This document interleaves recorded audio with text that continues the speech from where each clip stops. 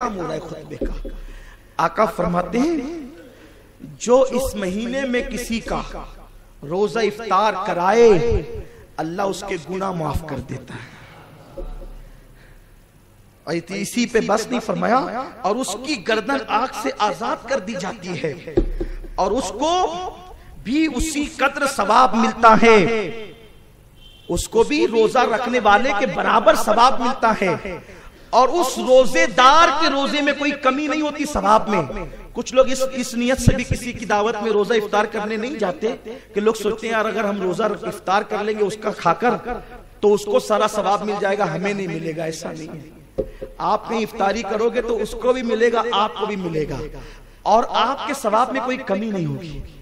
अब यहां पर एक मुफक्किर की बड़ी प्यारी बात याद आती, फरमाया कि अगर एक बंदा चाहे तो एक एक दिन में 50-50 रोजे रख सकता है। कितने रोजे?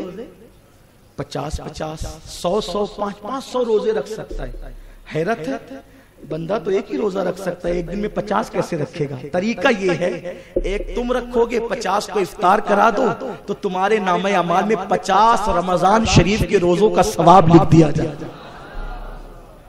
कराओ इफ्तार, अल्लाह ने दिया है तो खूब कराओ। क्या बड़ी नेमत है, क्या महीना आ रहा है, सुभान अल्लाह, जन्नती बनाने के लिए आ रहा है। हम तो माइल बकरम है, कोई साइल ही नहीं, राह दिखलाए किसे, राह रवे मंजिल ही नहीं। सवाब में कमी नहीं होती रोजादार के, सवाब के बराबर मिलता, फिर सारे गुनाह माफ हो जाते हैं। मैं उन बहस करने वालों से हाथ जोड़ता हूँ, मेरा पीछा छोड़ो। लोग कहते हैं नफिल सिर्फ वो छोटे छोटे गुनाह माफ होते हैं। कौन से छोटे छोटे माफ होते हैं, बड़े माफ नहीं करता अल्लाह। मैं कहता हूँ खुदा के लिए आप अपनी तहकीक अपने पास रखें।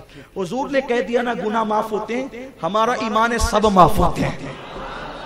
हुजूर ने कैद नहीं लगाई, अब कोई कैद न लगाए, मेरे आका ने कह दिया हमारा ईमान है। और फिर हुजूर के कहने पे जो जैसा यकीन रखेगा उसको फैजान भी वैसा ही मिलेगा।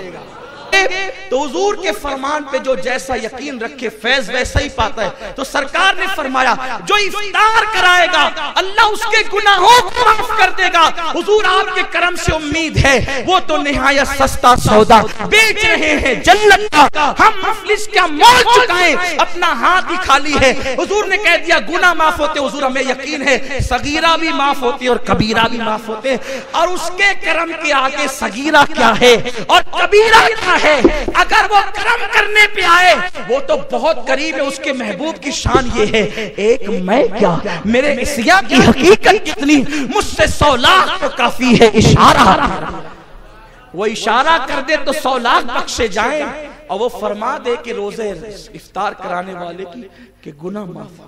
चाहते हो गुनाह माफ करवाना तो जरा 2-2, 4-4 को घर बुला लिया करो, पूरा महीना गम गुसारी कर, दोस्तों को बुलाओ खिलाओ। हम सोचते हैं खूब खाएंगे, रमजान शरीफ में खूब खाओ भी खिलाओ भी। इफ्तार की बड़ी बरकतें हैं, फरमाया गुनाह माफ होते और सिर्फ गुनाह नहीं बल्कि सुभान अल्लाह उसकी गर्दन को जहन्नम से आजाद कर दिया जाता। क्या करीम आका है, क्या करीम आका है। वो तो है सस्ता सौदा बेच रहे हैं जन्नत का, हम मुफलिस क्या मोल चुकाएं, अपना हाथ ही खाली। अब सहाबा बोल पड़े, खुतबा खत्म हो गया,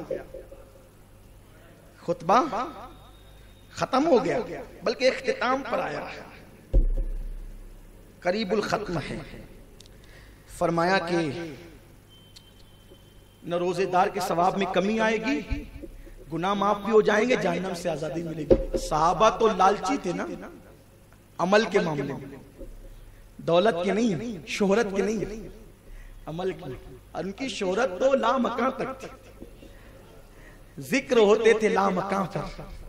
मेरे महबूब के यार ऐसे तरा उम्रुक अनसुजदा, उनका जिक्र यूं किया जाता, माहु वशिद्दाउ अलल कुफार, उनका जिक्र किया जाता। उनके तस्करे होते, खुदा करता है उनका तस्करा कुरान में, तौरात में, इंजील में।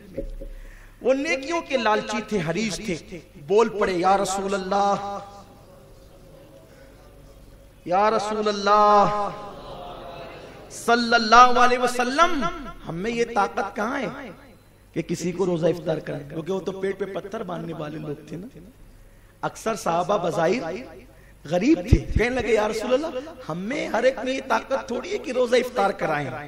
तो मेरे करीम आका ने फरमाया क्या तुमने रोजा इफ्तार कराने का मतलब ये समझा है कि पेट भर के खाना खिला दे? सरकार फरमाते हैं अगर एक खजूर भी खिला दोगे तो यही सवाब मिलेगा, ये खजूर भी खिला दोगे तो यही सवाब मिलेगा, एक घूंट दूध पिला दोगे यही सवाब मिलेगा। और उस पर करम क्या किया? फरमाया एक घूंट पानी पिला के भी इफ्तार करा दोगे यही सवाब मिलेगा।